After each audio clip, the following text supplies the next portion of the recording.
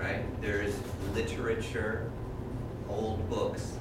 There's a lot of things that you can ask about for even what kind of English. Okay? So, other questions? No. Hello.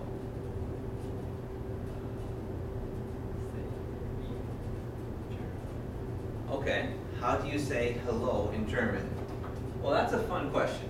We can do a bit with that.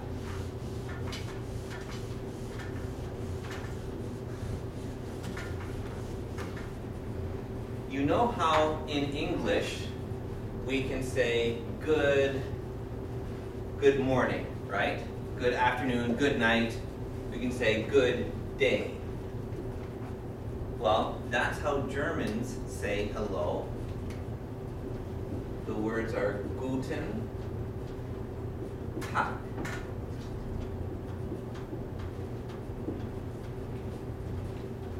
All right, so if you want to try to say this, it's fun practice. Guten Tag. And that's, you can see the words look a little bit like the English. Now, Tag and day are not related. Day comes from the Latin originally. But our good and guten, they go together. This is from this word. In German, we have a lot of long vowel sounds that led to those same sounds in English. But there's something else that's special if we look at this one and this one. What's the biggest thing that you see that's different?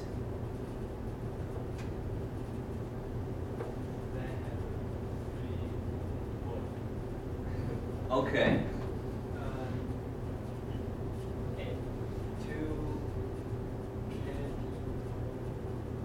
Right, two capital letters, right?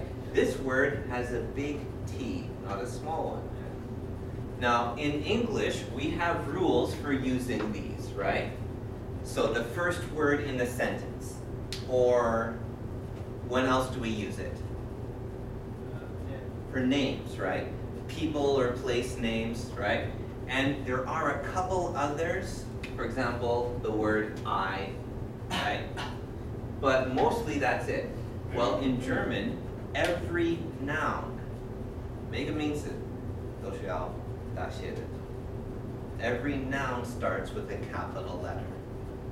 It's just a little thing that makes German a bit different, but it can be very interesting to compare these languages because English and German come from the same place originally. However, English has a lot of other languages that came in.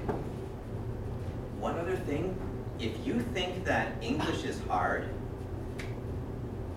this is also something that's special in German. You know how in English we have single and plural, right? One book, two books, right? But that's it, right? It's either one or more than one.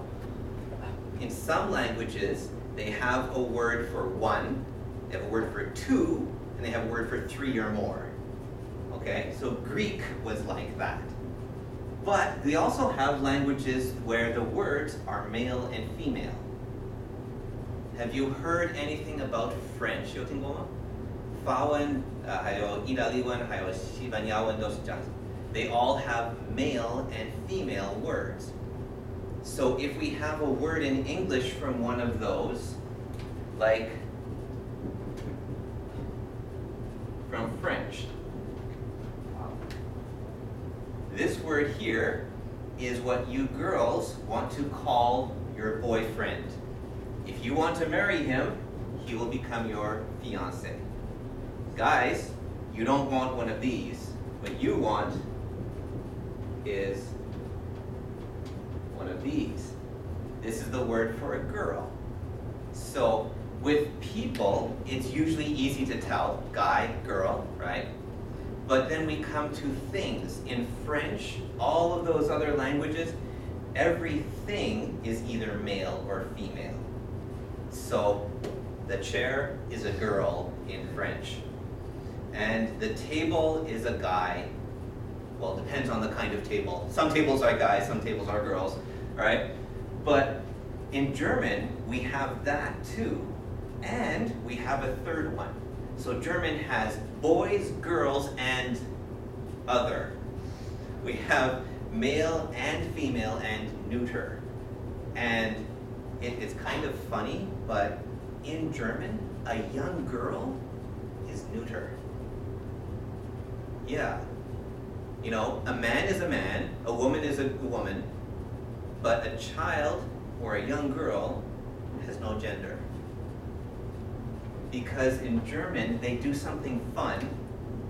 They put a little ending on a word, and that makes it a different gender. So, it tells you how they think sometimes. When you learn about how a language works, you understand more about those people. So in German, a child is always it, which is not a bad thing, you know. In some languages, like in Japanese, right, you have to use different words if you are a man talking to a woman, or a man talking to another man, or a woman talking to a man, right?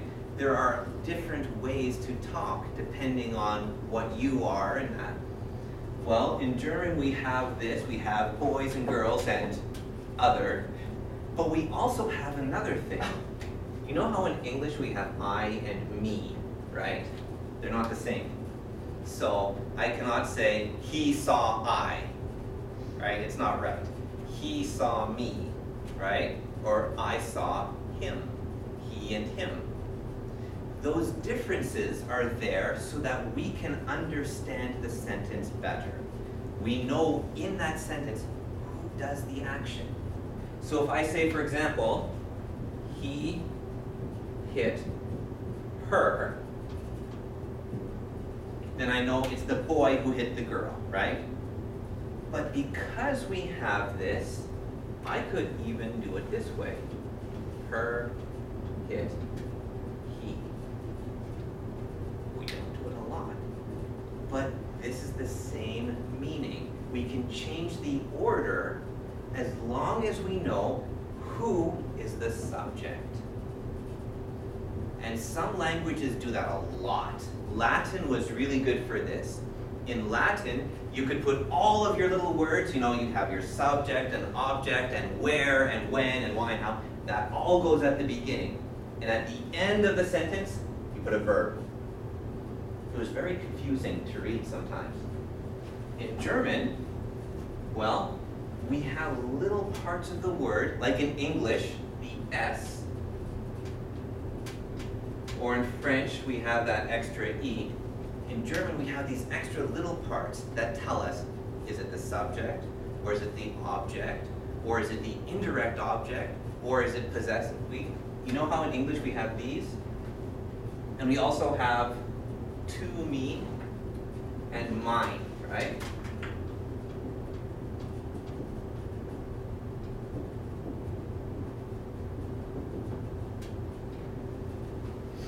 Well, in German we have for all of these different ideas, and for all three, boy, girl, it, we have different endings to put on the words. So English is easy. Yo S, male S. In German, every noun we have to think about, is it boy or girl or thing, or is it the subject, or is it the object, or what kind of object? So if you think English is hard, you should try learning German. And I know some people have a hard time staying awake for English class. 因为下午的时候很累，对不对？ But I had to study German at 8 o'clock in the morning. And then our German teacher said, that's not early enough. We're going to start class at 7:30.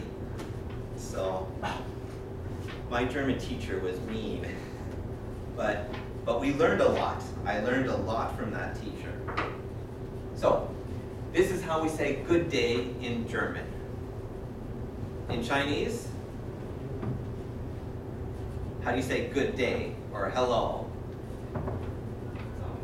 早安, right?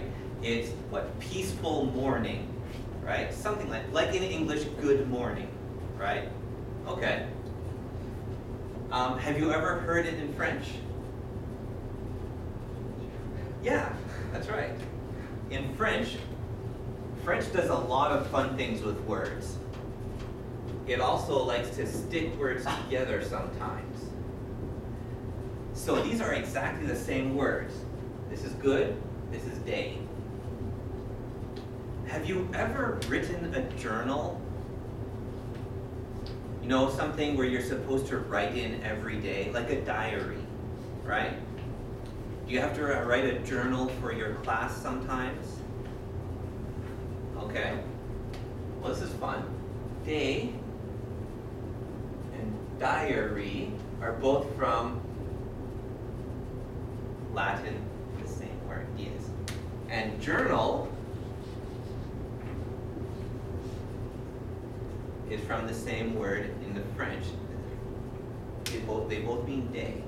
Originally, this one is also related to that because the pronunciation, the sound, or the spelling changed and so on. So, you want to give that one a try? French has some fun sounds with your nose. To speak French well, it helps if you have a cold because this isn't bonjour. That's how Americans say it. This is bon. Everybody try to say bon. Now it helps if you squeeze your nose. Bon. That's the sound you need. If you think English is hard, we have 10 vowel sounds. French, we have all of those and a bunch of these sounds where you have to say and and Sometimes when you're learning French, you sound a bit like a pig, but it's fun. So this is bon and jour.